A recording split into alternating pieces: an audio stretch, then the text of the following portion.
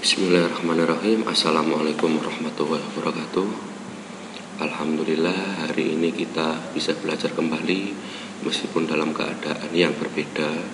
Tapi harapannya Ustadz, semangat kalian dalam belajar masih tetap seperti kita belajar tatap muka secara langsung.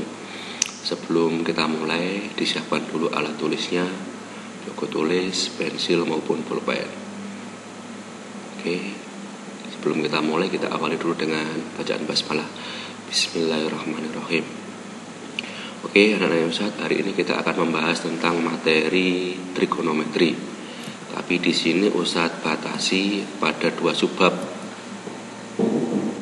Yaitu subbab yang pertama adalah tentang perbandingan trigonometri pada sudut istimewa, dan yang kedua adalah perbandingan trigonometri di berbagai kuadran. Kalau ada di slide-nya saat ini berarti berada di poin C sama D. Oke, saat langsung yang pertama, yaitu perbandingan trigonometri pada sudut istimewa. Nah, di sini lebih Ustadz fokuskan di kuadran 1. Pada kuadran 1 itu ada 5 sudut istimewa, yaitu 0 derajat, 30 derajat, 45 derajat, 60 derajat, dan 90 derajat, dengan nilai perbandingan sin, cos, dan tan seperti yang ada di tabel. Ustadz tidak akan membahas nilai sin 30 itu bisa setengah, nilai sin 45 itu bisa setengah akar 2. Ustadz tidak akan bahas di sini, tapi insya Allah ada di video yang ada di akun kalian juga. Kalau nanti memang penasaran bisa dicek di sana. Yang ingin Ustadz tekankan adalah kalian harus hafal nilai sin, cos, tan untuk sudut 0, 30, 45, 60, dan 90, karena ini nanti akan membantu kalian untuk mencari nilai-nilai perbandingan trigonometri di kuadran 2, 3, 4, atau lebih dari 4. Oke, nah ya, diingat ini wajib dihafalkan. Kalau Ustadz jabarkan secara data, sudut-sudut istimewa di berbagai kuadran itu kurang lebih seperti ini, nak. Jadi 0 sampai 90 ini kuadran 1, 90 sampai 80 kuadran 2, 180 sampai 270 kuadran 3, dan 270 sampai 360 itu kuadran 4. Nah, jadi kalau dihafal kan terlalu banyak, makanya yang dihafal hanya di kuadran 1. Nanti kuadran 2, 3, 4 kita gunakan konsep aturan sudut relasi. Nah, kalau saya tulis secara hasil, nah itu tampilannya kurang lebih seperti ini. Nah, ini. Nah, kalau kita hafalkan semua kan terlalu sulit nanti. Makanya nanti kita gunakan konsep sudut relasi dengan catatan hafal nilai-nilai perbandingan trigonometri di kuadran 1. Oke. Ustadz beri 1 contoh soal. Misalkan seperti ini. Diketahui segitiga PQR seperti yang ada pada gambar ini, tentukan nilai X dan Y. Oke. Karena di sini sudut 60 derajat berada di P, maka nilai X ini menjadi sisi depan, nilai 4 ini menjadi sisi samping, dan Y ini adalah merupakan sisi miring. Oke, bisa dipahami ya. Tapi kalau sudutnya di R, maka 4 ini adalah sisi depan, X ini sisi samping, dan Y ini adalah sisi miring. Jadi peluang sudutnya itu ada 2 tempat, yaitu bisa di P atau bisa di R. Nah, yang di sini tidak mungkin. Bisa dipahami ya, karena sudutnya di sini berarti 4 ini samping, X ini depan, dan Y ini adalah sisi miring. Oke, yang pertama, untuk mencari Y kita bisa lewat cos. Apakah bisa lewat sin? Bisa. Ya, tapi Ustadz di sini memilih cos. Kita ingat cos itu adalah perbandingan antara sisi samping dengan miring. Berarti cos P sama dengan sami samping per miring. P-nya di sini berapa derajat? Nah, P-nya 60 derajat. Nah, berarti cos 60 derajat sama dengan samping per miring. Nah, sampingnya 4, miringnya Y, berarti cos 60 sama dengan 4 per Y. Nah, kita dapatkan tadi nilai cos 60 berapa? 1 per 2 sama dengan 4 per Y. Dari sini kita kalikan silang, sehingga menjadi Y sama dengan 4 kali 2, berarti Y sama dengan 8. Nah, untuk cari X-nya kita bisa pakai sin, kita bisa juga pakai tan. Nah, tapi di sini Ustadz memilih pakai Pitagoras. Karena Y ini sisi miring, nah, berarti kalau mencari X, berarti Y kuadrat dikurangi 4 kuadrat. Oke, karena Y-nya ketemu 8, berarti X sama dengan akar 8 kuadrat dikurangi 4 kuadrat, berarti menjadi akar 64 dikurangi 16, berarti menjadi akar 48. Nah, akar 48 ini bisa kita sederhanakan menjadi akar 16 dikali 3. 16 akarnya 4, sehingga nilai X-nya adalah 4 akar 3. Oke, sampai sini ada pertanyaan? Oke, kalau ada pertanyaan nanti bisa langsung japri ke Ustadz nanti. Oke, Ustadz lanjutkan untuk materi yang kedua. Oke, untuk materi yang kedua kita akan membahas tentang perbandingan trigonometri di berbagai kuadrat. Nah, sebelum Ustadz mulai ke intinya, kita bahas sedikit, kita ulas sedikit tentang nilai-nilai di berbagai kuadrat. Agak lemot ini. Oke. Pada suatu koordinat itu dibagi menjadi 4 buah kuadran. Kuadran 1, kuadran 2, kuadran 3, dan kuadran 4. Dengan ketentuan sudut seperti yang ada di tampilan ini. Oke, pada tiap-tiap kuadran ini nanti mempunyai perbedaan untuk perbandingan trigonometrinya. Yang artinya perbedaan itu adalah positif dan negatifnya. Nah, mungkin saja sinnya positif, mungkin saja sinnya negatif. Oke, sehingga Ustadz gunakan bantuan berupa trik. Nah, kuadran 1 semua positif. Nah, berarti artinya nilai sin, cos, dan tan itu semuanya bernilai positif. Kuadran 2 sin positif. Nah, berarti artinya positif adalah, ya betul, sinnya yang positif, berarti cos sama tan-nya negatif. Kuadran 3 Ustadz singkat ta plus atau ta positif, berarti artinya tan-nya yang bernilai positif. Dan kuadran 4 cos positif, berarti artinya cos yang bernilai positif. Jadi supaya mudah diingat kita gabungkan, berarti menjadi semua sin, ta, cos. Nah, semua kan berada di kata pertama, berarti itu menunjukkan kuadran pertama. Sin berada di kata kedua, berarti menunjukkan yang positif kuadran kedua adalah sin.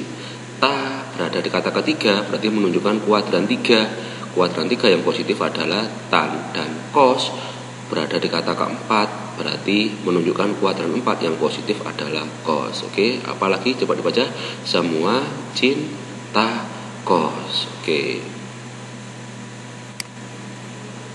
Lanjut. Nah, oke. Sekarang bagaimana cara kita untuk mencari nilai-nilai perbandingan trigonometri di kuadran 2, 3, dan 4? Oke, di sini ada 2 acuan. Kita bisa menggunakan acuan yang pertama adalah 90 derajat dan 270, atau kita menggunakan 180 dan 360. Bedanya apa? Nah, kalau kita pakai 90 dan 270 itu nanti berubah. Artinya kalau kita cari sin, berarti kita nanti lewatnya ketemu cos. Atau sebaliknya, kalau kita cari cos, maka nanti kita carinya lewat sin. Nah, untuk itu alangkah mudahnya dan tidak mempersulit kita pakai acuan yang 180 sama 360. Karena nilainya tetap, kita cari sin, ya ketemunya nanti sin. Kita cari cos, ketemunya ya cos. Oke, yang perlu saya tekankan, kapan kita pakai 180 derajat dan kapan kita pakai 360. 180 kita pakai berarti ya ketika sudutnya mendekati 180, berarti berada di kuadran 2 dan 3. Berarti kalau kuadran 2 ya 180 min, kuadran 3 180 plus. Kalau 360 berarti kita pakai di kuadran 4 atau lebih dari 4. Kalau kuadran 4 berarti ya 360 min. Kalau kuadran lebih dari 4 berarti 360 plus. Oke, bisa dipahami? Nah, oke, supaya mudah usaha ke contoh soal. Nah, ini jawabannya sudah ada, soalnya belum keluar. Ya, sabar. Oke, hitunglah nilai dari cos 120 derajat, tan 210 derajat, sin 315. Cos 120, nah, kita ingat 120 berada di kuadran berapa? 2. Oke, karena kuadran 2 berarti kita pakai 180 dikurangi. Oke, 180 min A, kita misalkan. Beri 180 kurangi berapa? 120. Dari 180 kurangi 60. Nah, berarti cos 120 sama dengan cos 60. Sebentar. Kita ingat tadi di kuadran 2, 3 dan 4 itu yang positif ada salah satu perbandingan.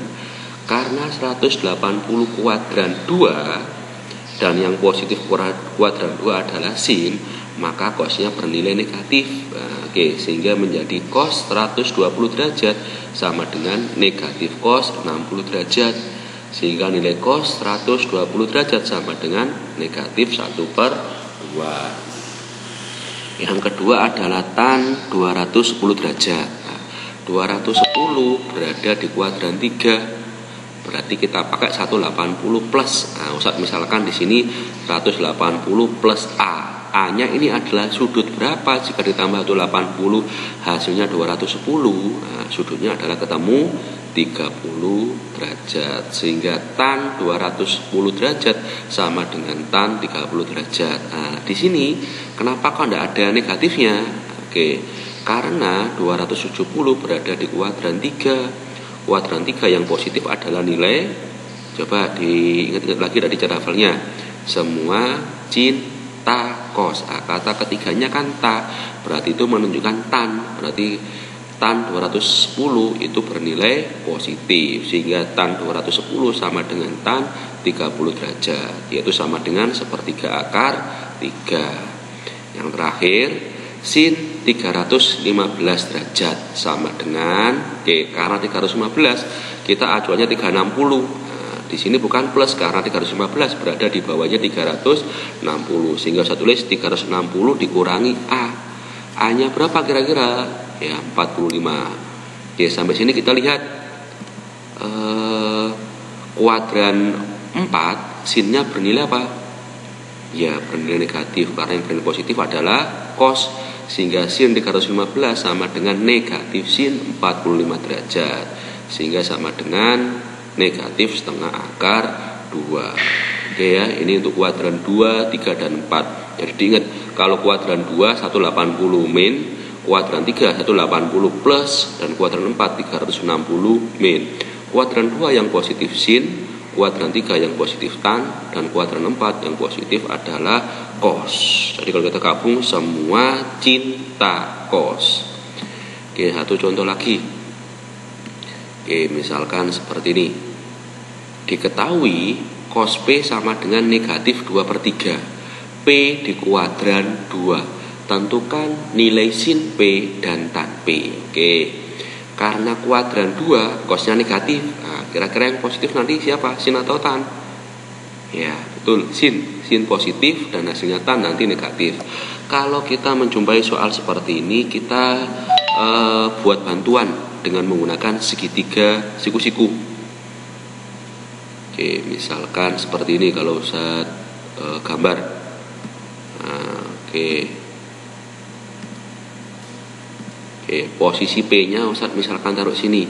Karena P-nya di sini, berarti ini adalah area sisi samping, dan ini adalah area sisi depan, dan ini pasti sisi miring, karena sisi miring letaknya pasti di depan sudut siku-siku. Oke, kita ingat bahwa cos itu sama dengan perbandingan sami samping per miring. Nah, kenapa di sini sampingnya kok usah tulis 2 bukan min 2? Nah, supaya mudah, tanda negatif ini hanya sebagai petunjuk bahwa ini berada di kuadran 2 sehingga cosnya bernilai negatif. Oke, tahap berikutnya kita harus cari dulu X-nya ini berapa? Karena 2 sisi segitiga siku-siku diketahui, berarti X bisa kita cari pakai aturan Pitagoras. Oke, yaitu X sama dengan akar 3 kuadrat dikurangi 2 kuadrat, sama dengan akar 9 dikurangi 4, yaitu X sama dengan akar 5. Oke, berarti Jadi untuk cari sinnya, oke, sin adalah perbandingan depan miring. Depannya P kan X, nah, X-nya ketemu akar 5, miringnya 3. Berarti sin P sama dengan akar 5/3. Atau boleh saya tulis 1/3 akar 5. Karena P di kuadran 2, maka sinnya bernilai positif. Dan untuk tan itu perbandingan depan per samping. Depan per samping. Depannya adalah X, X-nya akar 5, sampingnya adalah 2. Berarti boleh saya tulis akar 5/2. Atau boleh saya tulis 1/2 akar 5. Apakah betul tannya 1/2 akar 5? Nah, kita ingat lagi nih. P kuadran 2 yang positif sin. Berarti nilai cos sama tannya bernilai negatif. Berarti tan P sama dengan negatif akar 5.